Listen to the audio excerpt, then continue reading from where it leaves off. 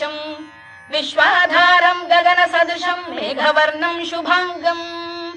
लक्ष्मीकान्तम् कमलनयनम् योगिधृध्यानगम्यम् वन्दे विष्णुम् भवभयहरम् सर्वलोकैकनाथम्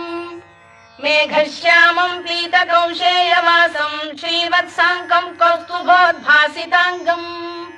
पुण्योपेतम् पुण्डरीकायताक्षम् विष्णुम् वन्दे सर्वलोकैकनाथम्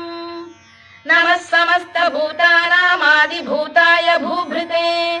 अनेकरूपरूपाय विष्णवे प्रभविष्णवे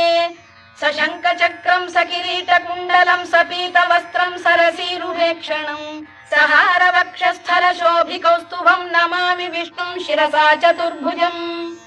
छायायाम् पारिजातस्य हेमसिंहासनोपरि